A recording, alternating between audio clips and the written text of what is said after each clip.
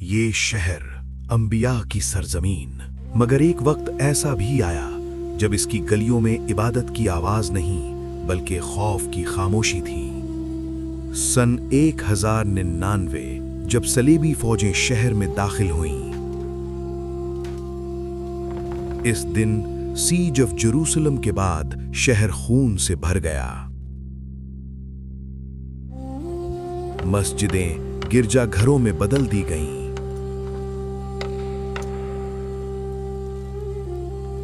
مسجد کی گنبد پر صلیب نصب کر دی گئی۔ جہاں کبھی قرآن پڑھا جاتا تھا وہاں اب صلیبی دعائیں تھیں۔ مسلمانوں کو شہر میں رہنے کی اجازت تو دی گئی مگر بھاری ٹیکس کے ساتھ۔ اور یہی وہ وقت تھا جب تاریخ ایک ایسے انسان کو جنم دینے والی تھی جو اس شہر کو آزاد کرے گا۔ سن 1137 عراق کے شہر تکریت میں ایک بچہ پیدا ہوا۔ اس کا نام تھا صلاح الدین یوسف ابن ایوب۔ اس کے والد نجم الدین ایوب تھے۔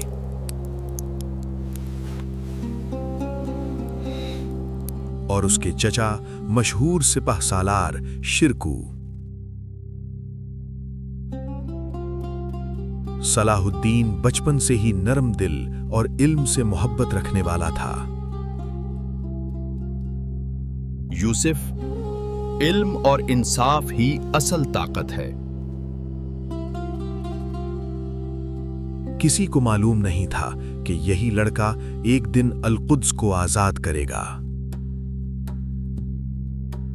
یہ تائے عراق تھا جو مسلمانوں کا طاقتور شہر تھا۔ یہ وہ وقت تھا جب مسلمانوں کی قیادت کر رہے تھے نور الدین زنگی۔ ہماری سب سے بڑی ذمہ داری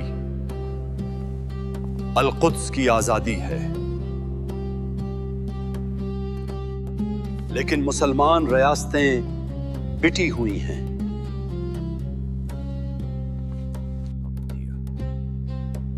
پہلے انہیں متحد کرنا ہوگا۔ صلاح الدین اپنے چچا کے فوج میں شریک ہو گیا۔ چچا نے کہا، میرے ساتھ چلو، مصر کی مہم شروع ہو رہی ہے۔ یہ مصر تھا جو فاطمی حکومت کے پاس تھا اور صلاح الدین کی پہلی مہم تھی۔ یہ جنگ صرف زمین کی نہیں، عقیدے کی ہے۔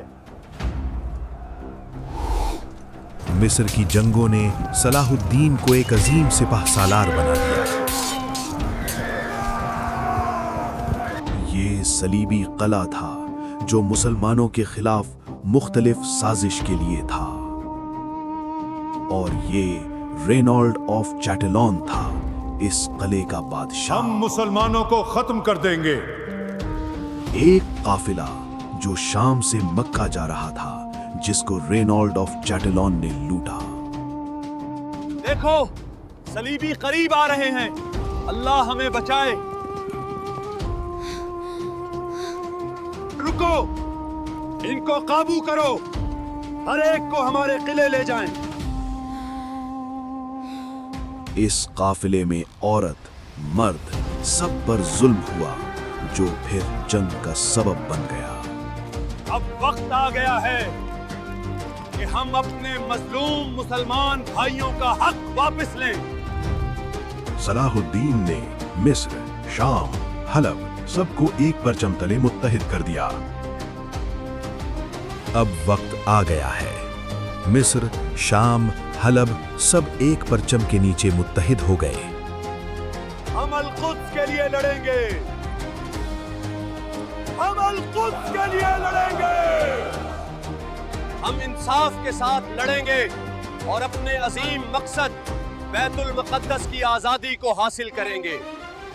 بیت المقدس کی آزادی۔ سن 1187 میں ایک جنگ لڑی گئی جس میں مسلم اتحاد ہوا۔ یہ وہ جنگ تھی جس نے تاریخ بدلی لیکن کفار کو جڑ سے اکھاڑ دیا۔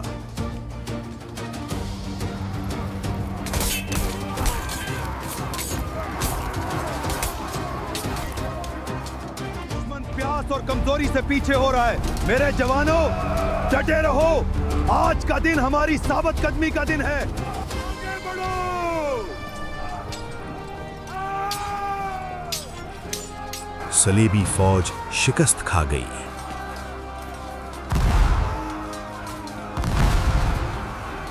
صلیبی فوج کا کمانڈر جس نے بہت ظلم کیے تھے گائے آف لوسگنان کو گرفتار کر دیا۔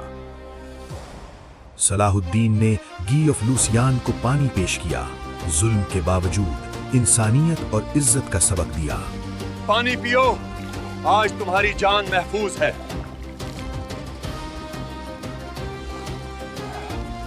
اب باری تھی القدس کے قلعے کی۔ دیواریں بلند تھیں لیکن ان کے سامنے مسلم اتحاد تھا۔ لیکن مسلمان فوج کی طاقت اور حوصلہ ہر طرف محسوس ہو رہا تھا۔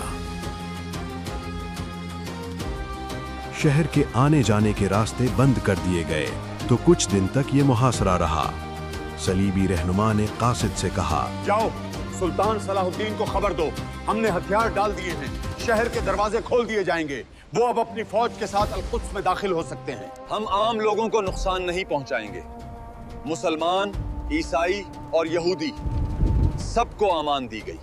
صلاح الدین کا سٹی میں شاندار استقبال ہوا۔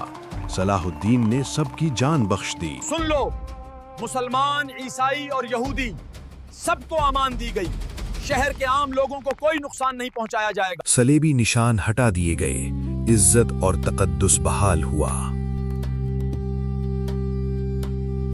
مسجد کو صاف کیا گیا۔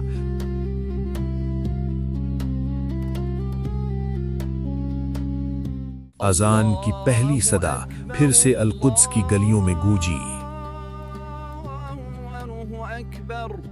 88 سال بعد شہر دوبارہ رونق اور امن میں آباد ہوا۔